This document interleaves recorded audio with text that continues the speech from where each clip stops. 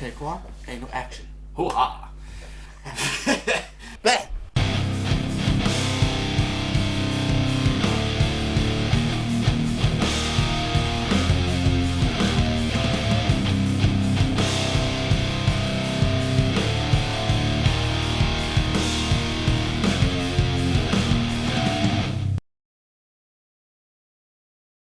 Hey guys, my name is Tom. I'm Dave, you alright? And this is... The Bearded Bullshitters. Bearded Bullshitters. Right, this is episode 1 of our brand new podcast, and we're basically just going to talk about whatever we feel like, and hopefully not to go on too many tangents, which is what we tend to do. A lot. Yes. A lot. Too much. A lot of them very knob-gaggy. Yeah, I'd like to say knob-gaggy. I like that, Tom. I like that. Very, very knob-gaggy. Right, today's topic is... Not gagging on knobs. I mean, elitism in metal. Elitism in metal. And basically what we're going to do for this is... I wouldn't say I'm an elitist, but I'm definitely more of an elitist than him. So basically we're each going to state our cases about why elitism is a thing and a relevant thing, and the other one's going to debate the opposite. So and how it can be, elitism can completely destroy the metal element by making other bands or up and coming bands not feel like they can be in the spotlight as much anymore. Yeah, or in other words, look shit. Yes. Basically. So, right, Dave. Black Veil Brides. Yeah, fuck that. Fuck Black Veil Brides. Fuck them, what up there, the Johns. Right, so to start off with, I'm going to let Dave go first. So, I have been into metal, heavy metal, black metal, death metal, everything since a very young age. My dad and my uncle were both bikers. They brought me up on bands such as Sabbath, Priest, Cream. It was very good. I like Judas Priest. Oh, yes. I have seen it a lot over the years where, especially in more of the extreme metal scenes, where such as black metal, where black metal, even though it's quite underground, there are a lot of other bands that are further underground than you'll ever imagine. We both know people that if it isn't completely black, they don't want to know it. Bands like Emperor, Immortal were the bands that I grew up on listening to. Dimmu Borgir, bands like this. Yeah, man. But now it seems like they're the mainstream, as you would probably say, like Linkin Parks, even now modern day Korn, bands like that. I think that elitism just completely destroys the whole element of music, because realistically you can be as elite as you want, but everything comes from everything else. So therefore, if you're listening to thrash, you have your thrash bands Metallica, you have bands Exodus, you have all these other thrash bands. I'm not going to lie to you, I'm not a very big thrash fan. I don't mind them. Slayer, awesome. But there's subgenres from thrash. But people won't go back to the godfathers of thrash, just like with black metal, for instance. So like Mayhem, probably early Dimmu, Emperor definitely. But people will break off, and quite rightly, because obviously other subgenres should be brought into it. But I think everyone seems to forget where their roots are based and where they come from.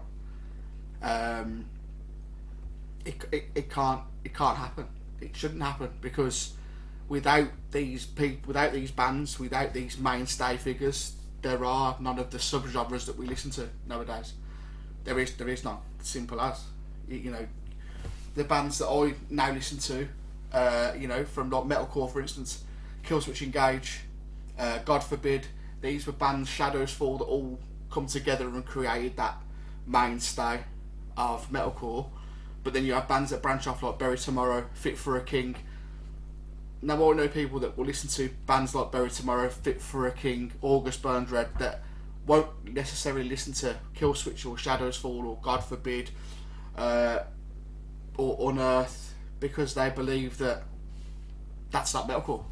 It's basically like the same as when they turned around and said that Post Malone, they thanked him for giving an old man the opportunity to be relevant. Oh, good, that Ozzy Osbourne. Yeah, that made me laugh. And then we have, as Thomas just said it, Ozzy Osbourne. It made me laugh and cringe at the same time. Yeah, it's the same way with Kanye West apparently giving Paul McCartney a chance. I just thought, fuck you. I've seen that. Paul McCartney, both them two people that we've just mentioned, Ozzy and Paul McCartney, have done more for anything, more for music than most other people. You know, Ozzy is a household name. It doesn't matter what music you listen to, Ozzy Osbourne is... Everyone knows who Ozzy is. Now, we're getting off the track there a little bit, but I think, realistically, when you bring elitism into music, it's upsetting to see because there's so many really good bands. Yeah. There's so many really good bands that are that from the past and now that people won't listen to because they don't like I think it's more a case of the change. They don't want to change. Yeah. For instance, well, I'm going to bring you into this now and this time because realistically, if you think about it, when I first met you, the only bands you would listen to were bands like Machine Head. Yeah, it was basically just always Machine Head. Then you kind of branched out, and a handful of others. Yes, and then you basically branched out, started listening to black metal. This guy got me into black metal. And then you kind of, you know, when I remember first saying to you about going to see Bury Tomorrow live, and your actual words were, yeah, I could do, but I ain't too bothered. And then your words after the show were, thanks for bringing me to that, brother. Yeah. I really, really loved that gig. I ain't gonna lie, I did enjoy that gig more than I thought I would. And I did enjoy it. The watching Tom grow as not just a metalhead, but a musician as well, as we are in the same band. Further news on the band coming very soon, but not just yet. Not until we know the full details. Yes. Watching Tom grow as a person in that sense, he's made me quite proud in that sense because he's now gone with the writing that because he's listening to more, maybe because he's spreading himself out and he's listening to more music, and he's changing his opinions on music and giving everything and not everything because there still is a bit of elitism in this man here. Black Girl Brides. But we all equally hate Black Girl Brides. They are black vaginal bitches. Yes. Not only that, Avenged Sevenfold as well. I fucking hate you, Avenged Sevenfold. I'm coming for you. No. Well, the poor man's Guns N' Roses. Nah, but I don't mind Avenged Sevenfold. The earlier stuff I like. Yes, don't get me wrong. Musically, amazing. Vocalist can suck a fat dick.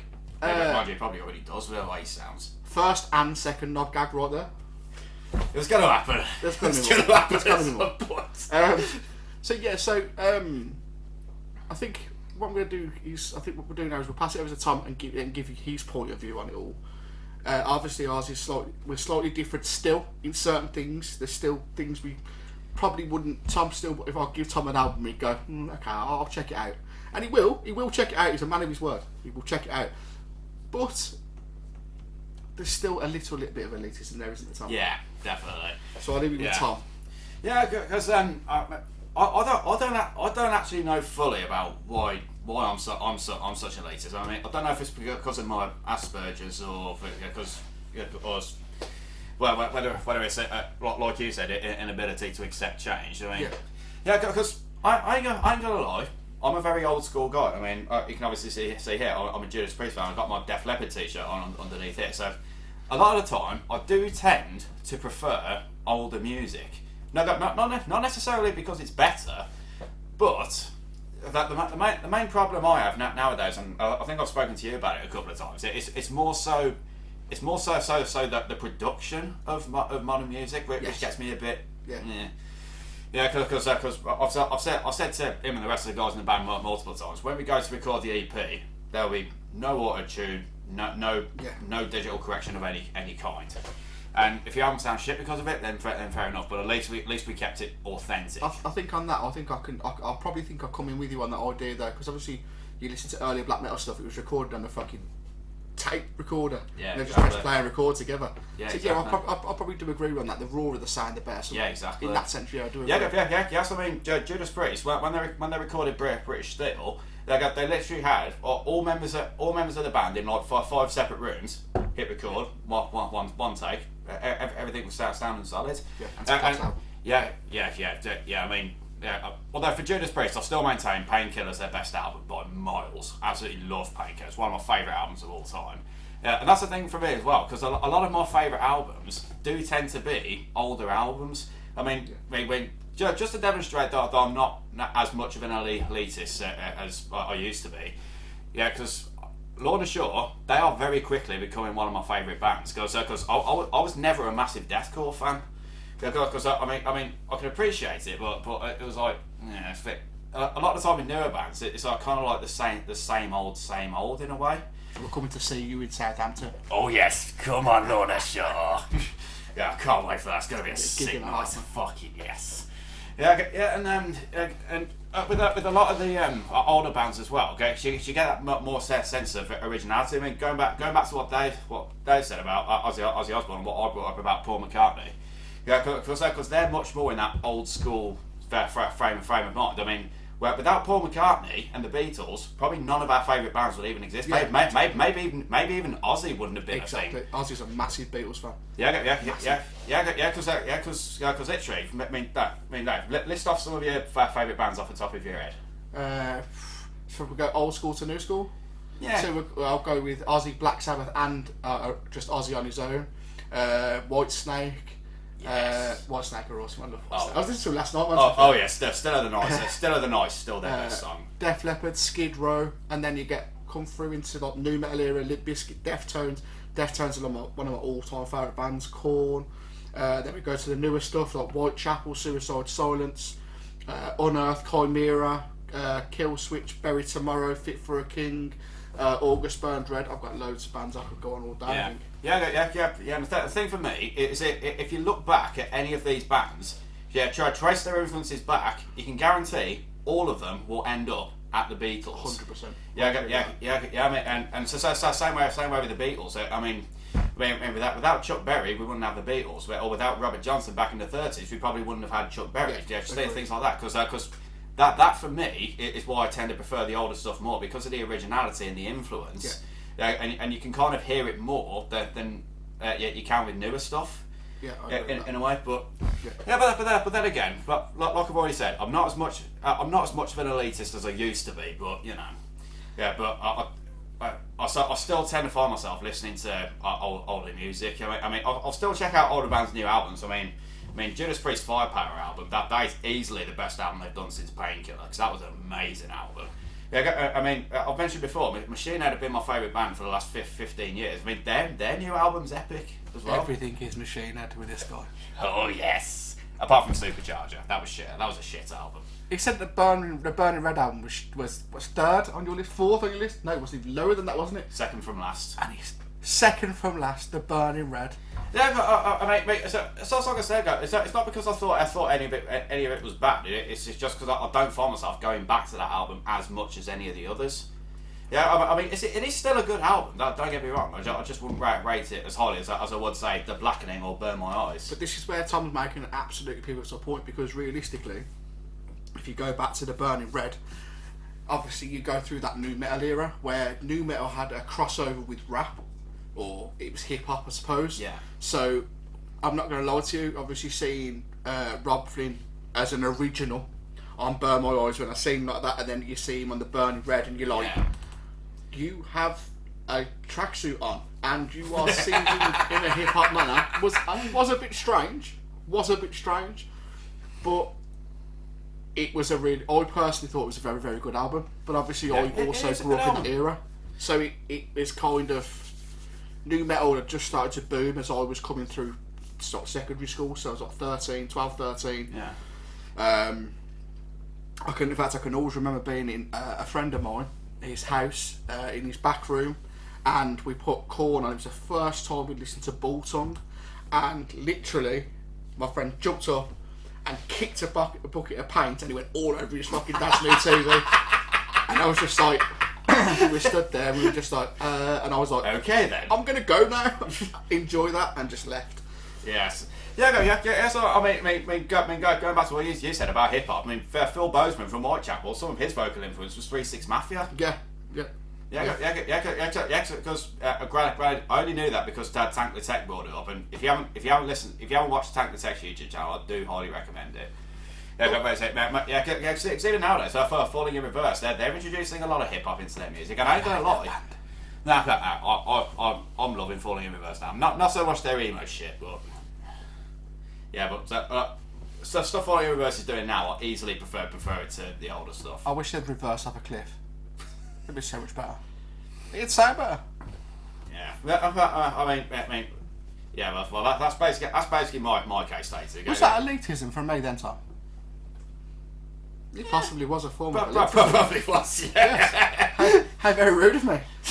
No, but but I suppose if you look through all the years of metal, you can take something from it. So realistically, what my point is that I'm getting at is I find it hard for someone to say I only listen to this music because this is what I do. I don't listen to anything else. When realistically, the band that you're listening to, listen to the bands that you don't want to listen to, and were created because of the bands you don't want to listen to. Yeah. So I mean, like you said, when I met Dave, like you said, I was only really into metal, like Machine Head and a handful of others, like bands like Slipknot and so on. Yeah, but I remember hearing a song in work. I think it was last week. Yeah, I mean, I heard a song, "Come On Planet Rock," and it is an actual rock song, not a metal song, that I used to blast the shit out of back in 2005 when it came out. It was Bon Jovi's "Have a Nice Day." That was a fucking badass song. Do you know what I don't get about people? Bon Jovi's actually fucking awesome. Oh yeah. Like, people stand there, they're like, "Hey, I'm going to mock you for liking Bon Jovi," and I'm just like, "But Bon Jovi's awesome." Yeah, but then again, if you know the song "It's My Life," that is a heavy song. Yeah, that is a heavy song, and it's not even metal. And this is the thing. Again, it's it's that elitism. I mean, it's like, I suppose if you look back at it now and you look back in the day, I suppose when bands like Judas Priest or Iron Maiden, they were around, and you put them in a category or by a category of John Bon Jovi, people would look at you as if to say, what, they're not even in the same league. No okay, shit. That's agreed in some ways, but they're different. But Bon Jovi, some of his stuff is heavy. Yeah, very heavy stuff. Yeah. Particularly the stuff they did in the early to mid 2000s. Yeah. Some of their stuff was amazing. I can remember bands. I mean, Bon Jovi is the original ballad king in my eyes. I mean, tracks like "Bed of Roses." Yeah, man. That is an amazing track. I can remember my dad listening to that. Remember my dad when I was probably about 3 or 4 years old, which was in 2020. I'm just a very old-looking baby man. He had when I was about 3 years old, so 1986, 1987, my dad had his own room in our house. I can always remember it, and it was a darkened room, and he drew a massive mural of Eddie on the wall, and I can remember listening and hearing him playing, "Bed of Roses" by Bon Jovi, or anything by Whitesnake, all these bands that were flooding out of his room, and you're sitting there and you're thinking to yourself, it's absolutely amazing how good these sound. And it just still makes me laugh today, because people say, "Oh, you listen to old Todger music, do you?" Well, hang on a sec, mate. When I see you in a fucking club, yeah, and I hear what's that? Is that "Living on a Prayer" coming in? And you're on the dance floor dancing. Are you taking a piss? Are you not? Why are you dancing to Bon Jovi if you don't like him? Yeah, eat your words, dickhead. A lot of the time, people say they don't like things because they don't realise who they are. Yeah, exactly. And then when you say to somebody, "Oh, well, actually, this is the person," and they go, "Oh, well, I like them." It's like in another subject was, when did it become cool to become metal? I don't understand it. When I was a kid growing up, and yourself, Tom, you were exactly the same. We were ridiculed ridiculed for listening to the Mega. music we listen to. Yeah. When I was in middle school, I was a rocker in a school full of chaps. Yeah. That's not a good mix. And Yeah. I used to get my head kicked in a lot. When I was in school, obviously, like I say, I started secondary school in 1995, and I went to Kings Norton Boys School.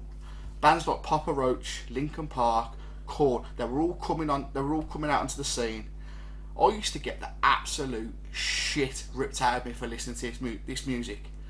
And then I see these people when I leave school, and they're listening to Linkin Park, or they've got a Papa Roach t-shirt, and I'm like, I just want to walk over and rip it off them, and literally be like, what are you doing? Yeah, it's similar effect to Kim Kardashian wearing a Metallica shirt, in a sense. And has no idea who the hell they are. No. Like I say, I am not opposed to. I am one of these people, right? Now I believe if you're wearing a band t-shirt, wicked. If you're a young metal kid growing up and you're wearing a band t-shirt, you've possibly not heard that band, but you've brought it because you like the image of it, wicked. You keep doing that, man, because that band needs to be made public. If they're a really good band like this, Humanity's Last Breath, they are absolutely amazing. Yeah, they're a really, really good band. Not a lot of people listen to them, or that I know listen to them, but they are absolutely superb. Yeah, I mean, I'd never heard of them until I saw that t-shirt. And they are really, really good mixture of like deathcore kind of stuff. I just, like I say, if you want to wear a t-shirt, a band t-shirt, that's cool, but have a little bit of knowledge. Like Tom's saying, Kim Kardashian wearing a Metallica shirt, that's fine. Although there was a rumour going around that James Hetfield was actually shagging Kim Kardashian. That probably wouldn't be a surprise. In all fairness, I just like the Marduk answer to the t-shirt, which says "Kill the Kardashians." Yes. I like that. That was a better t-shirt. Oh, that was brilliant. That was. Yeah. Like I say, growing up, we found this hard. Growing up, elitism was very much rife between everyone. It was the same with the new metal boom. You either liked new metal or you didn't. It's the same as it now. New metal's coming back as a second wave now. Yeah, and there's one band actually that I want you to check out, actually, called the Via Union. They're very, very good. Like, very good. They're kind of like they're a mixture really. They're kind of heavy, but with that like emotional vocal over. They are. I think they're fantastic. You should check them out. The Via Union. Check them out. Yeah, and if I may jump in for a sec, because and forgive me, I'm going to go back to Falling in Reverse for a minute. But those of you that may remember, around about last year, Ronnie Radke announced that Falling in Reverse had to cancel the show because some of their laptops went missing, and fair enough. That's the way a lot of bands do their shows now, because they run their entire show through their laptops, which to me makes sense, because it means they can hire less people, and then basically having to become less reliant on human error. Yeah. That's fine. I ain't got a problem with that. But however, Eddie Drunken Set and Sebastian Bach, on the other hand, they had a massive issue with it, because they basically said, well, when are we going to go back to a time where bands actually play their own songs instead of just playing along the backing tracks all the time? Yeah. But then again, I both agree and disagree with that.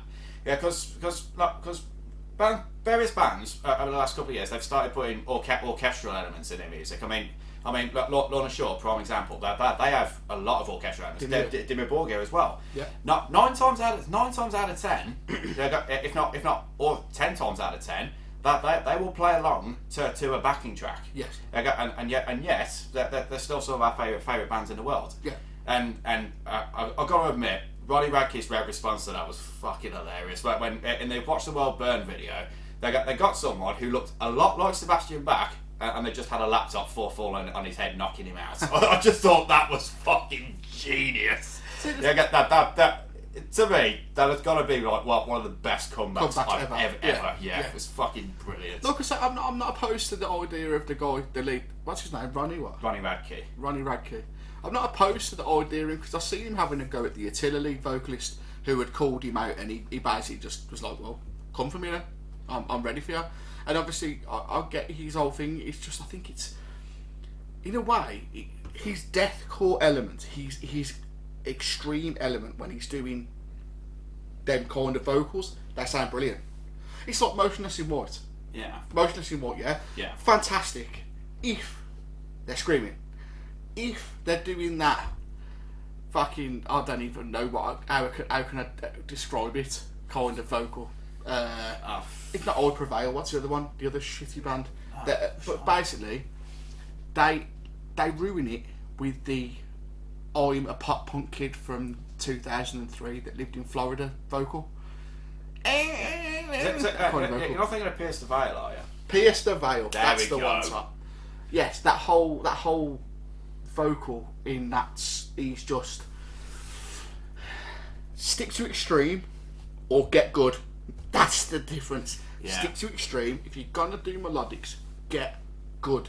Yeah, going back to the point I made a couple of minutes ago about the fact that the only reason that a lot of these singers are so passable on the albums is because they auto-tune the living shit out of everything. 100%,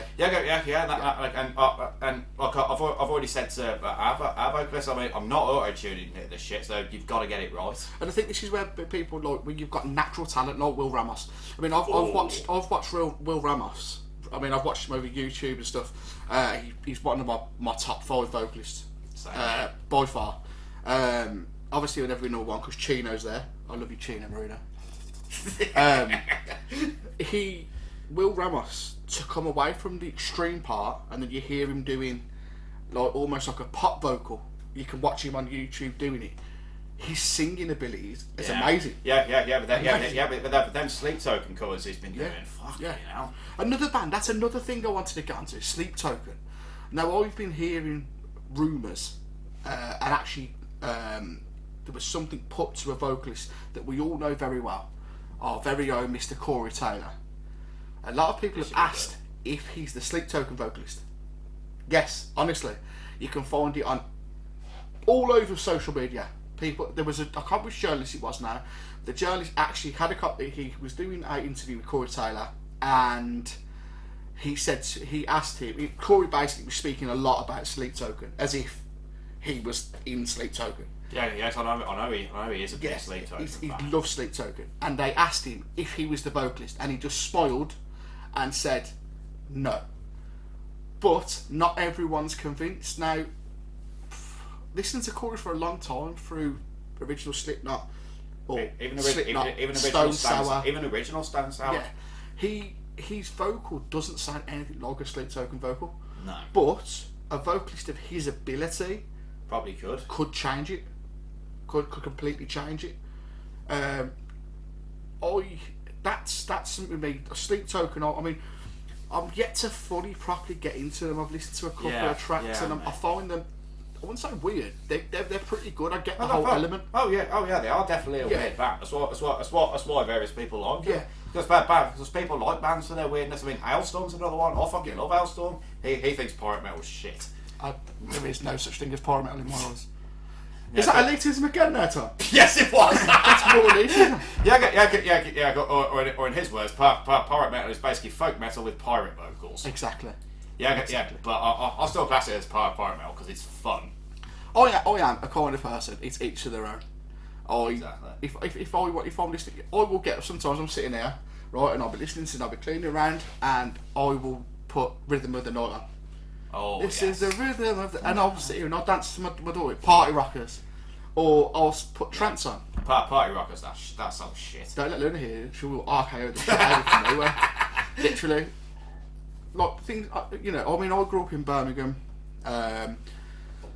with, like I said, Dad who was a boy who was into heavy metal, and Mummy was a new romantic that, you know, Adam and the Ants and stuff like that. But mainly, as I got older, my mum started listening to a lot of reggae. So obviously, your typical... I was born in Birmingham, and I listened to UB40. That's a real thing. We listen to UB40 all the time. When the sun comes out, we get beer and we listen to UB40. It doesn't even have to be hot, just the sun. That's it. It could be like 1 degree and we're outside with a string vest on. Red wine. Well, we couldn't afford that back in the day, so it was just more like, I don't know, white Lamborghini. Well, it was white lightning, to be fair. Yeah, but I don't drink, so I can't really comment on that. Tom's a good boy. In all fairness, I've stopped drinking quite a lot now, actually. I don't actually drink as much as I used to. There we go. That's another thing as well. The whole metal and drinking phase. If you go out on a night out and you want to go to and this isn't elitism, this is truth and standard truth. Yeah. And I've heard this from both sides of the argument of what I'm about to say. If you go on a night out and you go to a rock venue, don't expect violence, don't expect aggression, don't expect anything other than love. Because when you go to a club, a rock club, we are all there for one purpose. Yeah? If you go to a gig, they all call us mad. Oh, look at you guys all fucking fighting to music. No. Number one, you absolute mong, we're moshing. Number two, if he falls over in the pit, I'm stopping and picking this man up and protecting him.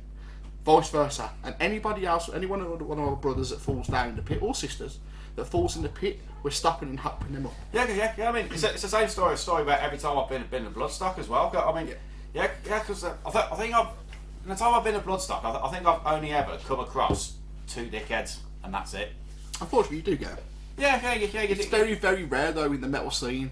Yeah, you do get them. I mean, literally, because I'm willing to bet you anything. If you go to a gig of any other genre, first some girl gets her tits out, someone is going to grab them. But literally. But when I saw Ailstorm at Bloodstock, I think it was 2018. I believe it was. Fucking almost 5 years ago. One girl literally like ripped her top off, went completely topless, like literally waving them about and everything. No, not one person went near her. And the fact, do you know what's respectful? Well, what we love as well is if something is seen in a crowd by a band member, a vocalist, Corey's done it, the lead singer from Five Finger Death Punch, they've stopped shows and called out them people that are doing that. You go to any kind of trap or hip hop, it's not even hip hop anymore, it's fucking bubblegum rap. You go to any of these little venues and people are getting hurt, raped, killed. Like what happened that Travis Scott gig. Yeah, exactly. That's what I mean. Because the problem is because I think it was at a big festival where it happened. Because the crowd was so big, it was almost impossible to see the incident actually happening. Because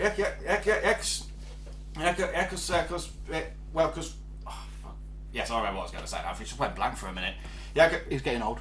Yeah, 30 this year.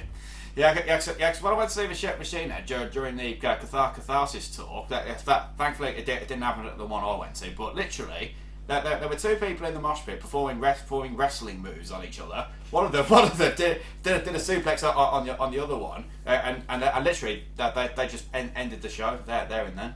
Literally ended the show. Just to make sure the kid was okay. So it's like it didn't play any more songs, and it's just back when they started doing their evenings with Machine Head, when they started doing 3-hour sets with no support acts. You've got to admire Machine Head for that. Oh yeah, you got to admire all these bands for doing that, and literally you only get that 9 times out of 10 with metal shows. And another thing I'll add into that one as well is obviously after what happened to Dimebag, we're lucky that we've got these kind of open shows still. Yeah, because exactly. If these people, regardless of what you guys might think or we might think or anyone else might think, getting up on stage can be a very worrying time. You don't know who's around you. You don't know what's going to happen. The thing with the Dimebag shooting as well. The dude that shot him, he came from backstage. He literally barged his way past one of the security guards. With a gun in his hand, literally round to the stage and shot not just Dimebag, but about 8 other people. And that's five of them died from it. But we've continued. I mean, this is what another thing I love about metal and mental health. All works together. Just so you're aware, just a little breakaway from this. If anyone is struggling with mental health, male, female, whatever, always speak to somebody. It's never too late. Never feel like you've got nobody else. There's always somebody to speak to. Reach out to us. We'll happily speak to you. Exactly. Yeah, man, we will. Because we've been through mental health shit as well. I mean, you've had some trauma in your past. I was bullied in middle school, and one thing I'll admit now, I even did contemplate suicide at that point, back when I was 12. But and going on to that, it was only after my brother introduced me to Slipknot, because he played me Duality. The opening lyrics stuck with me so much. I was like, I don't quite stick my fingers into my eyes. I didn't quite go that far, but it was like, hang on a minute. Am I actually not alone in this? And that's the thing, because it was that song, and my brother introduced me to that song, and I've even told him this. It was that song that stopped me from committing suicide when I was 12. Yet again, community. Exactly. A metal community. We are all one. Excuse me. We are all one. We're all one person. If you bleed, we all bleed with you. You know, if you listen to metal, whether it be Crazy Town, Black Vibroids, that's we're talking about you, Danny, you weirdo. Or if you listen to a more extreme version of anything, it doesn't matter where you are, we're all on the same team. And predominantly, I'd say I'd probably say a high figure, quite not 95% of metalheads are or have been through mental trauma, not just because of things in life, but bullying at school, being made to feel like we're absolute shit because we like something different. Yeah. Because we dress different, or we think something, being called Satanists all the time because we listen to people that like to scream in music. Yeah, Realistically, yeah, exactly. Realistically, if you listen to poetry, if you listen to people on stage doing poetry, well, hang on a sec, they talk about and write things darker than some of the music we could ever listen to. Not all, but some. So realistically, we suffered. A lot of us suffered all this going through school and growing up. You know, you couldn't even. I mean, where I come from in Birmingham, you couldn't even walk through a park or a shopping centre without being some remark coming flying at you. Oh yeah. Usually the word goth. So anybody that's out there nowadays, yeah, that tried it when I was a kid, right? That called me a goth. Yeah. There's no F's. No F's. You know the word F? There's no F's in the word goth. It's a TH. Just so you were. Goth. And I wasn't a goth either, ever. No, but we were just metalheads. Just metalheads. But we all got put into one bracket. Yeah, exactly. Yes. I mean, getting back onto the topic of elitism a little bit. Yeah. So not to disregard anything we just talked about, because it is a thing. But we do babble on. Oh yeah. That's what we do. It's what bros do. Because even Jim Root, people go to him or Satanist, but Jim Root, he spends most of his time listening to the Beatles. Because he's still very old school. A lot of believe it or not, a lot of these people we see, especially it tends to be in quite aggressive circles, like Ishan. Yeah, comes from one of the top 3 all-time black metal bands. Massive Beatles fan. Massive. And I've met Ishan as well, and honestly, he could not have been nicer. And this is the thing, it's a common misconception that the music you listen to determines who you are. Yes, exactly, yeah. And obviously that can come back onto elitism, because if you are only stuck on one specific, I wouldn't say genre, I'd say piece of a genre, then you could, when I was into when I really heavily into black metal, I found it dragged me in, it absorbed me, the culture absorbed me, and it made me a different person. So I mean, for first David Borges song I heard, so Sacrilegious Scorn. I mean, because it was a completely different genre for me. I couldn't really get into it at first, but I can't remember who showed it me. I think it might have been you. Someone recommended Kings of the Carnival Creation to me. But because of the rhythm of it, was more so my style, it was that got me not just into David Borges, but into black metal. Yeah, I think that's it's all about just finding the right thing. I think that's what a lot of people do with going into things like black metal, because it's such black metal technically was put across to fight the be more extreme than the Florida death scene at the time. Yeah, basically trying to say death metal was for pussies. Basically. And I think what happened was, it's like with Tom, when I listened to black metal, I introduced myself to bands like Psy, who are a fucking extremely weird black metal band. Bands like Thornspawn from America, who are absolutely fucking brutal as fuck. But then bands like Emperor and Immortal. Whereas people that were slightly younger than me, Tom, would get into bands like Cradle to start off with, because Cradle had that rhythm that Tom was on about. Yeah. First Cradle song I heard was Nymphetamine. Yes. Then I was like, Yeah, I figured Cradle of Filth would just be a one-hit wonder for me. Then you show me Medusa and Hemlock, Yeah. I'm like, oh. And then obviously, and that's the thing, you go from them kind of songs, and it brings you. It's mad because it kind of, you go forward. It's almost like with black metal and extreme music, you go forward to come backwards. Yeah. Like for instance, with Cradle of Filth, I went. Midian was the first album I listened to with Cradle. Yeah, Midian's still their best album in my opinion. But then I go all the way back. Do you know what I mean? Yeah. And it's called Principles Leave My Flesh. It's probably one of my favourite albums of all time. Yeah, definitely. But I went forward to come backwards on it. Yeah. Because I think that the problem that people find is obviously, yet again, this is where elitism comes in. If you are listening to a new version of an album, for instance, right? So, for instance, when I was younger, Linkin Park. We'll take Linkin Park. We'll say Hybrid Theory. Yeah. Right? Now, Hybrid Theory, when it first came out, everybody rocked with Linkin Park. Everybody. Oh, yeah. Linkin Park were amazing. One of the first dual kind of new metal groove bands that you'd see with two vocalists, and it was Hybrid Theory. That was it. But people like myself who grew up with Hybrid Theory, possibly Meteora, which is a great album. I think it's underrated. Yeah, it's definitely an underrated album, but Hybrid Theory is definitely better. And even albums like Slipknot. So the Slipknot first one, they made the self-titled, and then Iowa. Yeah. Iowa's still to this day my favourite Slipknot album. Yeah. They'll never top that. Ever. No matter how hard they try. But yet again, that's where I'm coming in with this now. When I say to you, go on. I then won't listen to anything further than Meteora from Linkin Park.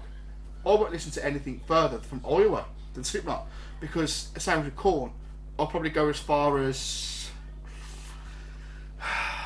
Issues is probably the furthest I'll go. Don't listen to anything from Korn. What year was that one, 2003, I believe.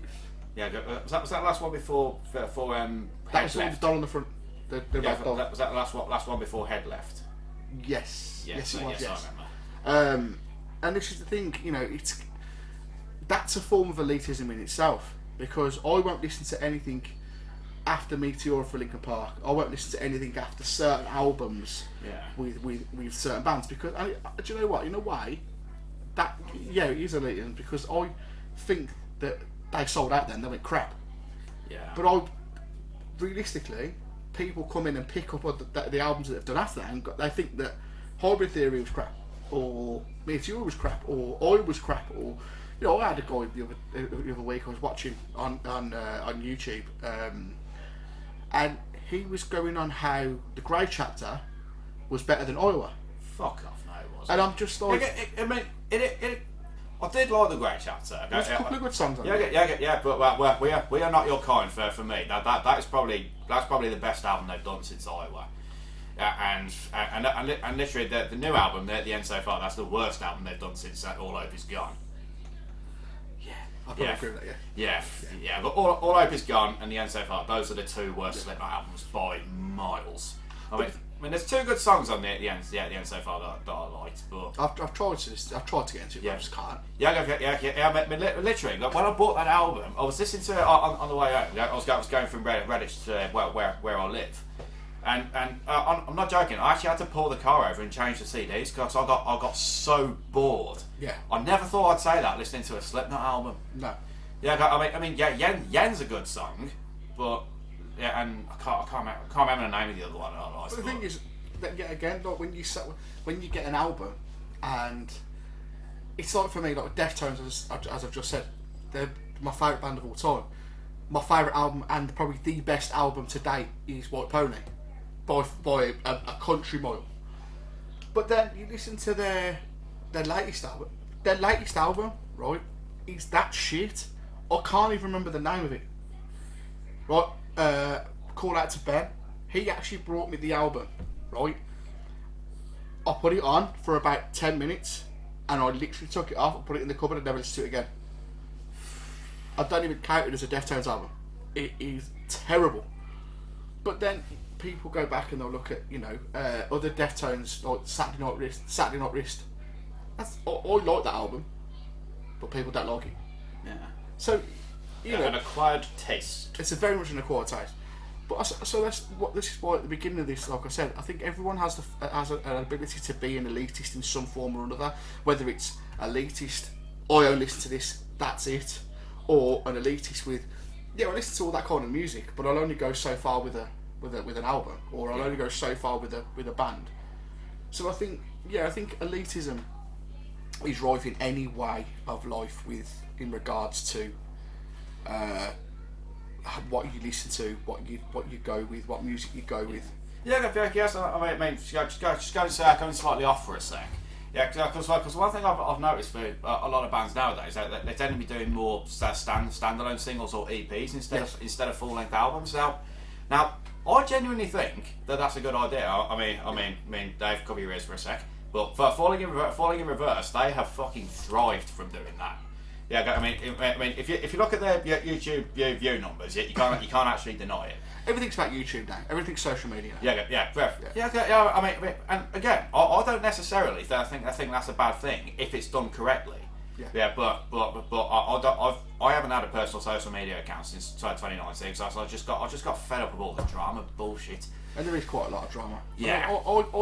I specifically keep all my social media accounts, and the only reason I keep them, I mean, it's like I go on TikTok. I go on TikTok, and it's usually either someone tries to say something, a half-naked woman, or wokies, or a kid trying to rap. And it's not even rap, it's usually just about Xanax.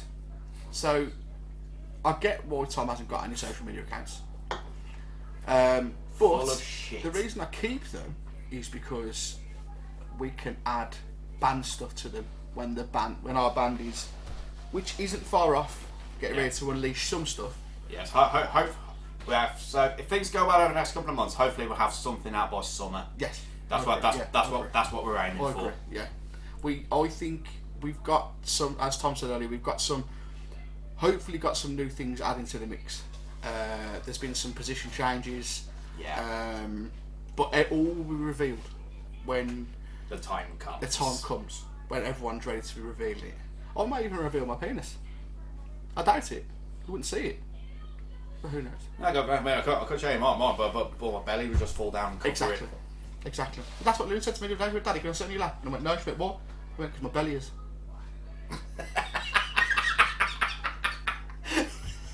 So I think obviously in the next show, I think what I'd like to talk about, or what you guys give me something to think about, is have Spotify, Deezer, and other YouTube music, have they ruined the CD generation? Just like we did with LPs, which I still think vinyl is much better than any other kind of. Vinyl is amazing. It's just the authenticity of it, isn't it? Yeah. Call me an old bastard, but I don't care. I like vinyl. I love vinyl. Call me an old bastard. Yeah. But I think that on the next podcast, next episode, which hopefully will be very soon, I definitely want to have a conversation about whether, like I say, get your opinions in. Let us know what you think.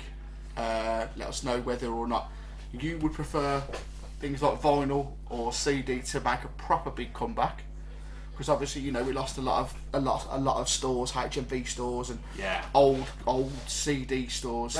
Literally, one of my favourite things when I was younger was just going to a CD store. Exactly. It was fantastic.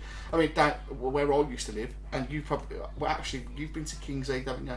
Yeah. You know the Hare and Hounds in King's Heath. It's a Hare and Hounds, fantastic music venue, King's Heath High Street. I think I've been past it a couple of times. Just down the road from there, there's an old, authentic record shop, and it's still there to this day, right? And it's called Polar Bear Records. I brought some of my first extreme metal albums from that shop. He had a tiny section, which was about 2 foot wide, with about 100 albums. And I literally went in there, and he had like Cannibal Corpse, Obituary. He had all the old school bands that were just fucking absolutely brutal as fuck. I mean, I brought my first Bajura album from there, and it literally in the cover is a Mexican guy that's been put on a train track and has been decapitated as an inward cover.